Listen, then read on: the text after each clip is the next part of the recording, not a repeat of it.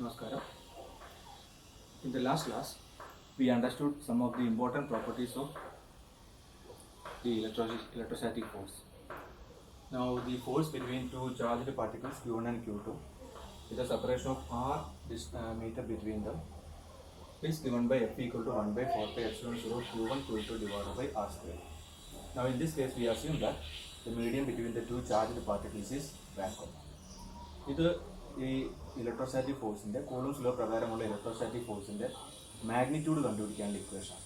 V already know that force is a vector quantity, so it must have a direction. അപ്പോൾ ഈ ഇക്വേഷനകത്ത് magnitude മാത്രമേ ഉള്ളൂ. Force ഒരു vector quantity ആയതുകൊണ്ട് അതിനൊരു ഡയറക്ഷനും കൂടിയുള്ള കാര്യം നമുക്കറിയാം. ഇതിനകത്ത് ഈ ഇക്വേഷനകത്ത് ഡയറക്ഷൻ വന്നിട്ടില്ല. ഡയറക്ഷൻ കൂടി ഉൾപ്പെടുത്തിക്കൊണ്ട് കൂളംസ് ലോ ഈ ഇക്വേഷൻ എങ്ങനെയാണ് മോഡിഫൈ ചെയ്യുക എന്നുള്ള കാര്യമാണ് ഇന്നത്തെ ക്ലാസ്സിൽ നമ്മൾ പഠിക്കാൻ പോകുന്നത്. അപ്പോൾ അതിന് വേണ്ടിയിട്ട് റെക്ടാങ്കുലർ കോർഡിനേറ്റ് സിസ്റ്റം നമുക്ക് ഓൾറെഡി പരിചയമുള്ളതാണ്.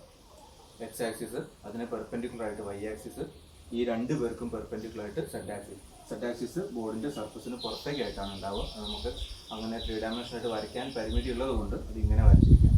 അപ്പോൾ ഇത് കാണുമ്പോൾ നിങ്ങൾ മനസ്സിലാക്കേണ്ടത് ബോർഡിൻ്റെ പുറത്തേക്കായിട്ടാണ് വരച്ചിരിക്കുന്നത്. ഓരോ ആക്സിസിനും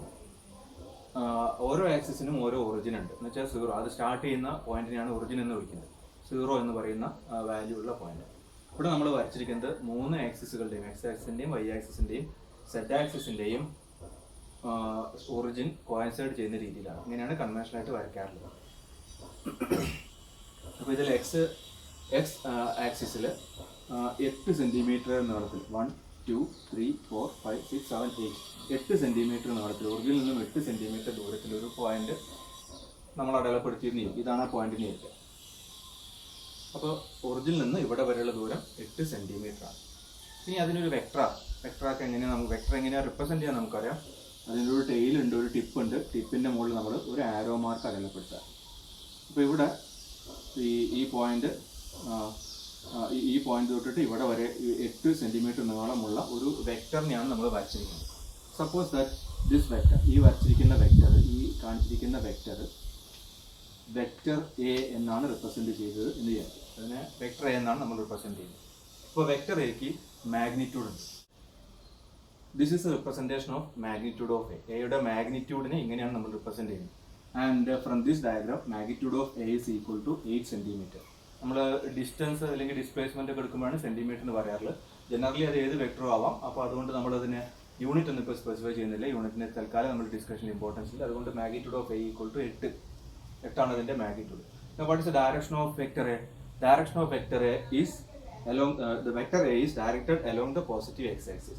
പോസിറ്റീവ് എക്സ് ആക്സിസിലാണ് വെക്ടർ എയുടെ പോസിറ്റീവ് എക്സ് ആക്സിസിന്റെ ദിശയിലാണ് വെക്ടർ എ എന്ന് നമുക്കറിയാം.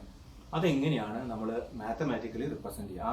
നമ്മുടെ മനസ്സിൽ ഐഡിയ ഉണ്ട്, അതിൻ്റെ ദിശ, വെക്ടർ എയുടെ ദിശ പോസിറ്റീവ് എക്സ് ആക്സിസിലാണ്. അപ്പോൾ അതെങ്ങനെയാണ് പേപ്പറിൽ അല്ലെങ്കിൽ ബോർഡിൽ നമ്മൾ റിപ്രസെന്റ് ചെയ്യുക? അതിനാണ് നമ്മൾ യൂണിറ്റ് വെക്ടറുകളുടെ സഹായം തേടുന്നത്. What is a unit vector? Unit means 1നെയാണ് യൂണിറ്റ് എന്ന് വിളിക്കുന്നത്. ഇപ്പോൾ യൂണിറ്റ് വെക്ടർ എന്ന് വെച്ചാൽ അതിൻ്റെ യൂണിറ്റ് വെക്ടറിന് പേര് വെക്ടർ ആയതുകൊണ്ട് അതിന് ഡയറക്ഷൻ ഉണ്ട്, അതോടൊപ്പം അതിൻ്റെ മാഗ്നിറ്റ്യൂഡ് 1 ആണ്. അപ്പോൾ മാഗ്നിറ്റ്യൂഡ് 1 ആയിട്ടുള്ള ഒരു വെക്ടറിനെയാണ് യൂണിറ്റ് വെക്ടർ എന്ന് വിളിക്കുന്നത്. എക്സ് ദിശയിലുള്ള യൂണിറ്റ് വെക്ടർ എന്ന് വെച്ചാൽ 1 സെൻറ്റിമീറ്റർ ആയിരിക്കും 1 ആയിരിക്കും വേണ്ടി നീളം. എക്സ് ദിശയിലുള്ള യൂണിറ്റ് വെക്ടറിനെ നമ്മൾ ഐ എഴുതിയിട്ട് മുകളിലൊരു ക്യാപ്പ്, ഒരു തൊപ്പി കൊടുക്കുക, ഐ ക്യാപ്പ്. നമ്മൾ വിളിക്കുക അങ്ങനെ തന്നെയാണ്, ഐ ക്യാപ്പ് എന്നാണ് വിളിക്കുക. അതേപോലെ വൈ ദിശയിലുള്ള യൂണിറ്റ് വെക്ടറിനെ അതിൻ്റെ മാഗ്നിറ്റ്യൂഡ് 1 തന്നെയാണ്, ഇതിൻ്റെ അതേ വലിപ്പം തന്നെയാണ് ഇതിനുണ്ടാവുക. പക്ഷേ ഡയറക്ഷൻ വ്യത്യാസമുണ്ട്. പോസിറ്റീവ് വൈ ഡയറക്ഷനാണ് ഈ യൂണിറ്റ് വെക്ടറിനുള്ളത്. അതിനെ ജെ ക്യാപ്പ് എന്ന് വിളിക്കുന്നു. അതേപോലെ പുറത്തേക്ക് ഈ 2 പേർക്കും ഐ ക്യാപ്പിനും ജെ ക്യാപ്പിനും പെർപെൻഡിക്കുലർ ആയിട്ട് പുറത്തേക്കുള്ള സെഡ് ഡയറക്ഷനിലുള്ള വെക്ടറിനെ യൂണിറ്റ് വെക്ടറിനെ കെ ക്യാപ്പ് എന്നും വിളിക്കും. സോ 3 പെർപെൻഡിക്കുലർ ദിശകളിലായിട്ട് 3 യൂണിറ്റ് വെക്ടേഴ്സ് ഉണ്ട്. I cap along the positive X axis, J cap along the positive Y axis and K cap along the positive Z axis. ഇനി നെഗറ്റീവ് ആക്സിസുകളിലാണെങ്കിലോ minus I ക്യാപ്പാണ് negative X ആക്സിസിൽ, minus J ക്യാപ്പാണ് negative Y ആക്സിസിൽ, അതേപോലെ minus K cap, അത് ബോർഡിൻ്റെ ഉള്ളിലേക്ക് മൈനസ് കെ ക്യാപ്പാണ് നെഗറ്റീവ് സെഡ് ആക്സിസിലുള്ള വെക്ടേഴ്സ്. അപ്പോൾ നമ്മൾ 8 മാഗ്നിറ്റ്യൂഡുള്ള ഇത്രയും വലിയൊരു വെക്ടറിനെ റിപ്രസെന്റ് ചെയ്യുന്ന സമയത്ത് ഡയറക്ഷൻ കൂടെ ഉൾപ്പെടുത്തിയിട്ട് എങ്ങനെയാണ് റിപ്രസെന്റ് ചെയ്യുക, അല്ലെങ്കിൽ അതിന് പോസിറ്റീവ് എക്സ് ആക്സിസിലാണ് അതിന്റെ ദിശ എന്ന് നമ്മളുടെ എഴുത്തിൽ എങ്ങനെയാണ് വരുത്തുക. അതെങ്ങനെയാണ് വരുത്തുക? വെക്റ്റർ എ എന്ന് പറഞ്ഞു കഴിഞ്ഞാൽ അതിന് മാഗ്നിറ്റ്യൂഡ് ഉണ്ട്, എക്ക് ഒരു മാഗ്നിറ്റ്യൂഡ് ഉണ്ട്, അതാണ് 8 എന്ന് പറയുന്നത്. 8 യൂണിറ്റ് വലിപ്പമുള്ള വെക്ടറാണ് വെക്ടർ എ എന്നതാണ് ഈ എഴുത്തുകൊണ്ട് ഉദ്ദേശിക്കുന്നത്. ഇനി അത് പോസിറ്റീവ് എക്സ് ആക്സിസിലാണെന്ന് കാണിക്കാൻ വേണ്ടിയിട്ട് ഐ ക്യാപ്പ് കൂടെ കൊടുത്തേക്കും. ഇതിന്റെ അർത്ഥം എന്താ? പോസിറ്റീവ് എക്സ് ആക്സിസിലുള്ള 8 മാഗ്നിറ്റ്യൂഡുള്ള ഒരു വെക്ടറാണ് വെക്ടർ. കുറച്ചും കൂടി ക്ലിയർ ആയിട്ട് എഴുതിയാൽ വെക്ടർ എ എന്ന് പറഞ്ഞാൽ മാഗ്നിറ്റ്യൂഡ് ഓഫ് എക്ക് വരെ 8 കൊടുക്കുക, 8 ഐ ക്യാപ്പ്. 8 ഐ ക്യാപ്പാണ് പോസിറ്റീവ് എക്സ് ആക്സിസിലുള്ള വെക്ടർ എ എന്ന് പറയുന്നത്. അപ്പോൾ ഇത് കണ്ടു കഴിഞ്ഞാൽ നമുക്ക് മനസ്സിലാവണം പോസിറ്റീവ് എക്സ് ആക്സിസിലാണ് ഈ വെക്ടർ, അതിൻ്റെ ദിശ, അതിൻ്റെ മാഗ്നിറ്റ്യൂഡ് 8. ഇനി 9 യൂണിറ്റ് വലിപ്പമുള്ള ഒരു vector positive Z X Y ആക്സിസിലാണെങ്കിൽ എങ്ങനെ എഴുതുക? അത് ബി ആണെങ്കിൽ മുകളിലേക്ക്, ഈ വെക്ടർ ബി ആണെങ്കിൽ മുകളിലേക്ക് ഒറിജിൻ തൊട്ടിട്ട് ഈ പോയിന്റ് വരെ വലിപ്പമുള്ളൊരു വെക്ടർ ബി ആണെങ്കിൽ നമ്മൾ അതിനെ റിപ്രസെന്റ് ചെയ്യുക vector B is equal to magnitude of vector B into J cap. Similarly 10 unit വലിപ്പമുള്ള അല്ലെങ്കിൽ 5 യൂണിറ്റ് വലിപ്പമുള്ള ഒരു വെക്ടർ പോസിറ്റീവ് സെഡ് ഡയറക്ഷനിൽ ഉണ്ടെങ്കിൽ നമ്മൾ അതിനെ റിപ്രസെന്റ് ചെയ്യുക ആ വെക്ടർ സി ആണെന്ന് വിചാരിക്കുക. Vector C is equal to magnitude of vector C into K cap. Magnitude of vector C into K cap. Okay, ഇത്രയും മനസ്സിലാക്കി കഴിഞ്ഞാൽ നമുക്ക് കൂളും സ്ലോയുടെ വെക്ടർ ഫോമിലേക്ക് എളുപ്പത്തിൽ എത്തിച്ചേരാൻ പറ്റും. അപ്പോൾ അതിനു മുമ്പ് നമുക്ക് ഈ പറഞ്ഞ കാര്യങ്ങളെല്ലാം ഒന്നുകൂടി ഓർമ്മിച്ച് നോക്കാം. എക്സ് ആക്സിസിൽ ഒരു യൂണിറ്റ് വെക്ടർ ഉണ്ട് വിച്ച് ഇസ് പോസിറ്റീവ് എക്സ് ആക്സിൽ ഒരു യൂണിറ്റ് വെക്ടർ ഉണ്ട് which is I cap. Positive Y ആക്സിസിൽ ഒരു യൂണിറ്റ് വെക്ടർ ഉണ്ട് which is J cap. Positive Z ആക്സിസിലുള്ള യൂണിറ്റ് വെക്ടറാണ് കെ ക്യാപ്പ്. പിന്നെ അറിയാവുന്നൊരു കാര്യം, ഐ ക്യാപ്പിൻ്റെ മാഗ്നിറ്റ്യൂഡും ജെ ക്യാപ്പിൻ്റെ മാഗ്നിറ്റ്യൂഡും കെ ക്യാപ്പിൻ്റെ മാഗ്നിറ്റ്യൂഡും 1 വീതമാണ്. യൂണിറ്റ് വെക്ടറുകളുടെ ഒക്കെ മാഗ്നിറ്റ്യൂഡ് 1 ആണ്. ഇനി നമ്മൾ ഈ പറഞ്ഞ ഡിസ്കഷനെ ഒന്ന് ജനറലൈസ് ചെയ്യണം. എക്സ് ആക്സിസിലും വൈ ആക്സിസിലും സെഡ് ആക്സിസിലൂടെയും മാത്രമാണ് യൂണിറ്റ് വെക്ടേഴ്സ് ഉണ്ടാവുക. ഏത് ദിശയിലുള്ള വെക്ടറുമായി ബന്ധപ്പെടുത്തി നമുക്ക് യൂണിറ്റ് വെക്ടർ പറയാൻ പറ്റുമോ? അതിൻ്റെ ഉത്തരം പറയാൻ പറ്റുമെന്നാണ്. എക്സ് ആക്സിസിലോ വൈ ആക്സിസിലോ സെഡ് ആക്സിസിലോ മാത്രമായിട്ട് അല്ല യൂണിറ്റ് വെക്ടേഴ്സ് ഉള്ളത്. അപ്പം നമ്മൾ ജനറലായിട്ടൊരു വെക്ടർ വരയ്ക്കാൻ വിചാരിക്കാം, ഒക്കെ മാറ്റിയിട്ട് ജനറലായിട്ടൊരു വെക്ടർ വരയ്ക്കാൻ വിചാരിക്കാം. ഇതാണ് ആ ജനറൽ വെക്ടർ. ആ ജനറൽ വെക്ടർ എ ആണെന്ന് വിചാരിക്കാം. ഈ വലുപ്പമുള്ള വെക്ടർ അത് പോസിറ്റീവ് എക്സ് ആക്സിലോ പോസിറ്റീവ് വൈ ആക്സിലോ പോസിറ്റീവ് സെഡ് ആക്സിസിലോ ഒന്നുമല്ല, അതിൻ്റെയൊക്കെ ഇടയിലുള്ളൊരു ദിശയിലാണ്. ഇവിടെ ഇപ്പോൾ നോക്കുകയാണെന്ന് വെച്ചാൽ എക്സ് ആക്സിലും എക്സ് വൈ പ്ലെയിനിലാണ് ഈ വെക്ടർ വരച്ചെന്ന് പറയും. എക്സ് ആക്സും വൈ ആക്സും ഉപയോഗിച്ചിട്ട് ഈ വെക്ടറിനെ റിപ്രസെന്റ് ചെയ്യാം. അതുകൊണ്ട് എക്സ് വൈ പ്ലെയിനിൽ കിടക്കുന്ന എക്സ് ആക്സിസിലോ വൈ ആക്സിസിലോ മാത്രമായിട്ട് ദിശ ഒതുങ്ങി നിൽക്കുന്ന ഒരു വെക്ടർ അല്ല, അത് ഒരു ഇടയിലുള്ളൊരു വെക്ടറാണ്, ഇടയിൽ ഡയറക്ഷനുള്ള ഒരു വെക്ടറാണ്. അപ്പം ഈ വെക്ടറിനെ നമുക്ക് ഈ രൂപത്തിൽ എഴുതാൻ പറ്റുമോ എന്നുള്ളതാണ് ചോദ്യം. ഉറപ്പായിട്ടും ഐ ഉപയോഗിക്കാൻ പറ്റില്ല, കാരണം ഇത് പോസിറ്റീവ് എക്സ് ആക്സിസിലുള്ള ഒരു വെക്ടർ അല്ല. അപ്പോൾ ഇവിടെ ഇങ്ങനെ എഴുതാൻ പറ്റില്ല. അപ്പോൾ അങ്ങനെയുള്ള സമയങ്ങളിൽ നമ്മൾ ചെയ്യുന്ന ഒരു ടെക്നിക്കാണ് we can define unit vector in any direction or we can define a unit vector along the direction of any vector. ഏതൊരു വെക്ടറിൻ്റെ ദിശയിലും ഒരു യൂണിറ്റ് വെക്ടറിനെ ഡിഫൈൻ ചെയ്യാം. എന്ന് വെച്ചാൽ വെക്ടർ എയുടെ ദിശയിൽ നമുക്ക് ഒരു യൂണിറ്റ് വെക്ടറിനെ ഡിഫൈൻ ചെയ്യാം. ആ യൂണിറ്റ് വെക്ടറിൻ്റെ മാഗ്നിറ്റ്യൂഡ് 1 ആയിരിക്കണം. അപ്പോൾ മാഗ്നിറ്റ്യൂഡ് ഇവിടുന്ന് ഇവിടം വരെയുള്ള മാഗ്നിറ്റ്യൂഡ് 1 ആണെന്ന് വിചാരിക്കാം. നമുക്കതിനെ എ ക്യാപ്പ് എന്ന് വിളിക്കാം. അങ്ങനെയാണെങ്കിൽ ഈ വെക്ടറിനെ എങ്ങനെ നമുക്ക് മാത്തമാറ്റിക്കലി റിപ്രസെന്റ് ചെയ്യാം? Vector A is equal to magnitude of vector, അതിൻ്റെ മാഗ്നിറ്റ്യൂഡ് ഇൻറ്റു ആ ദിശയിലുള്ള യൂണിറ്റ് വെക്ടർ. ഇത്രയും സിമ്പിളാണ്. Vector A is equal to magnitude of that vector into unit vector along is direction. Okay, clear? ഇതാണ് നമ്മൾ vector form of Coulomb's law എഴുതാൻ വേണ്ടി ഉപയോഗിക്കാൻ പോകുന്നത്. അപ്പോൾ അതിനു വേണ്ടി നിങ്ങൾ ഇവിടെ നിശ്ചയിക്കാം. ഞാൻ ഇക്വേഷൻ വേറെ ഒന്ന് എടുത്ത് എഴുതിക്കാം. Any vector can be represented as the product of its own magnitude and a unit vector along its own direction. So we have two charges, Q1 and Q2, separated by a distance of r meter in vacuum. The electrostatic force experienced by one charge because of the other charge is given by this equation. ഈ ഇക്വേഷൻ്റെ പ്രത്യേകത ഇപ്പോൾ നമുക്ക് വേണമെങ്കിൽ ഇങ്ങനെ എടുക്കാം. Charge number 2-ന് charge number 1 കാരണം അനുഭവപ്പെടുന്ന ഫോഴ്സാണ്. അപ്പോൾ ന്യൂട്ടൺസ് തേർഡ് ലോ അനുസരിച്ച് ചാർജ് നമ്പർ 1ൻ്റെ മുകളിൽ ചാർജ് നമ്പർ 2 ഫോഴ്സ് പ്രയോഗിക്കുന്നുണ്ട്. ഈക്വൽ എമൗണ്ട് ഫോഴ്സാണ്. അപ്പോൾ അതിൻ്റെയും മാഗ്നിറ്റ്യൂഡ് കണ്ടുപിടിക്കാനുള്ള ഇക്വേഷൻ ഇതാണ്. അപ്പോൾ നമ്മൾ ഇതിനെ ഇങ്ങനെ എടുക്കുന്നു, force experienced by charge number 2, force experienced by charge number 2 due to charge number 1, F21. നമ്മളതിനെ ഇങ്ങനെ എഴുതുന്നു, F21 represents the force experienced by charge number 2 because of charge number 1. So F21 is equal to 1 by 4 pi epsilon 0 Q1 Q2 divided by R square. ഇത് ഈ ഫോഴ്സിൻ്റെ magnitude, നമ്മൾ നേരത്തെ പറഞ്ഞു, ഇത് ഈ ഫോഴ്സിൻ്റെ മാഗ്നിറ്റ്യൂഡ് കണ്ടുപിടിക്കാനുള്ള ഇക്വേഷനാണ്. ഫോഴ്സ് ആയതുകൊണ്ട് അതിനൊരു ഡയറക്ഷൻ കൂടിയുണ്ട്. ഇനി ഒരു വെക്ടറിനെ അതിൻ്റെ മാഗ്നിറ്റ്യൂഡിൻ്റെയും അതിൻ്റെ ദിശയിലുള്ള യൂണിറ്റ് വെക്ടറിൻ്റെയും പ്രൊഡക്റ്റായിട്ട് എഴുതാമെന്ന് നമ്മൾ തൊട്ട് മുമ്പേ മനസ്സിലാക്കിയിട്ടുണ്ട്. അത് ഇവിടെ എങ്ങനെ നടപ്പിലാക്കും? അപ്പോൾ അത് നടപ്പിലാക്കണമെങ്കിൽ ആദ്യം നമുക്ക് എന്ത് വേണം? F21, 2വിന് 1 കാരണം അനുഭവപ്പെടുന്ന force. Suppose that these 2 are positive charges. ഇത് രണ്ടും പോസിറ്റീവ് ചാർജുകളാണ് എന്ന് വിചാരിക്കാം. അപ്പോൾ ഇയാളെ റിപ്പല് ചെയ്യുകയാണ് ചെയ്യുന്നത്, അങ്ങോട്ടകറ്റ് തള്ളുകയാണ് ചെയ്യുന്നത്. അപ്പോൾ നമ്മൾ ഇവിടുന്ന് ഇങ്ങോട്ടുള്ള ഒരു വെക്ടറാണ് vector capital.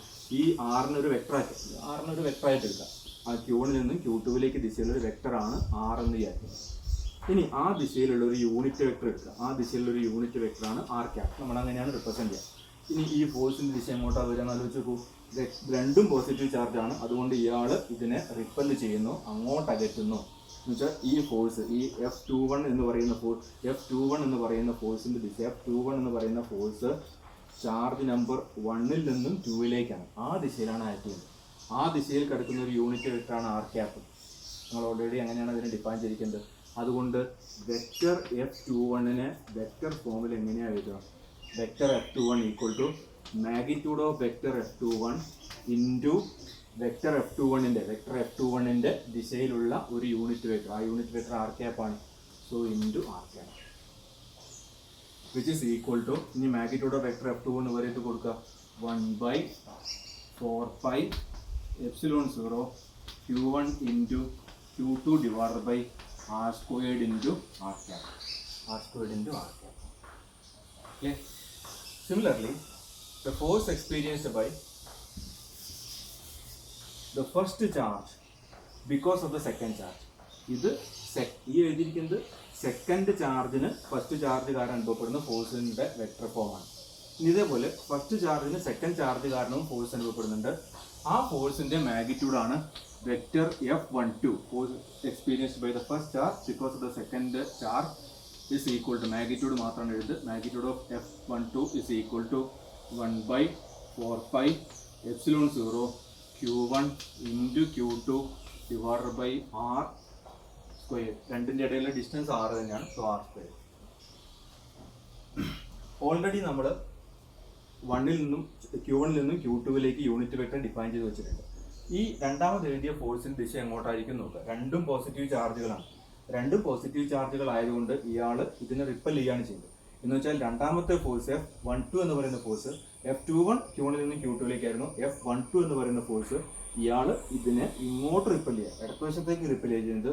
So it is directed to the left. ആദ്യത്തെ ഫോഴ്സിന് ഓപ്പോസിറ്റ് ആയിട്ടാണ് രണ്ടാമത്തെ ഫോഴ്സ് ആയിട്ടുള്ളത്. So F12 is to the left side, F21 വലത്തോട്ടാണെങ്കിൽ F12 ഇടത്തോട്ടാണ്. അപ്പോൾ നമ്മൾ ഈ F12 ഇടത്തോട്ടാന്നുള്ള കാര്യം വെക്ടറായിട്ട് എഴുതുമ്പോൾ എങ്ങനെയാണ് റിപ്രസെൻറ്റ് ചെയ്യുക? F12 is equal to 1 by 4 pi epsilon 0. Vector F12 equal to 1 by 4 pi epsilon 0 into Q1 into Q2 divided by R squared into ഇടത്തോട്ടുള്ളൊരു യൂണിറ്റ് വെക്ടർ. ഇടത്തോട്ടാണ് ദിശ, ഈ ഫോഴ്സിൻ്റെ ദിശ ഇടത്തോട്ടാണ് കാണിക്കാൻ ആ ഫോഴ്സിൻ്റെ മാഗ്നിറ്റ്യൂഡിനെ ഇടത്തോട്ട് ഡയറക്ഷനുള്ള ഒരു യൂണിറ്റ് വെക്ടർ കൊണ്ട് ഗുണിച്ചാൽ മതി. ഓൾറെഡി നമുക്ക്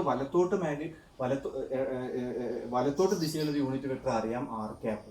അതിനെങ്ങനെ ഇടത്തോട്ട് ദിശകളായിട്ട് മാറ്റാം? -1 കൊണ്ട് ഗുണിച്ചാൽ മതി. പോസിറ്റീവ് എക്സ് ആക്സിസിലുള്ള യൂണിറ്റ് വെക്ടർ ഐ ക്യാപ്പ് ആണെങ്കിൽ നെഗറ്റീവ് എക്സ് ആക്സിസിലുള്ള യൂണിറ്റ് വെക്ടർ -i ക്യാപ്പ് ആണ് നമ്മൾ നേരത്തെ മനസ്സിലാക്കിയിട്ടുണ്ട്. അപ്പം ഇടത്തുനിന്ന് വലത്തോട്ട് ഉള്ള യൂണിറ്റ് വെക്ടർ ആർ ക്യാപ്പ് ആണെങ്കിൽ വലത്തുനിന്ന് ഇടത്തോട്ടായിട്ട് യൂണിറ്റ് വെക്ടർ ആർ ക്യാപ്പ് ആണ്. അപ്പോൾ അതിനു വേണ്ടി നമ്മളിവിടെ ഒരു മൈനസ് സൈൻ കൊടുക്കുക, ആർ ക്യാപ്പ് കൊടുക്കുക. Now if you make a comparison between these two equations, ഈ എഴുതിയിരിക്കുന്ന ഇക്വേഷനും F12 equal to vector F12 equal to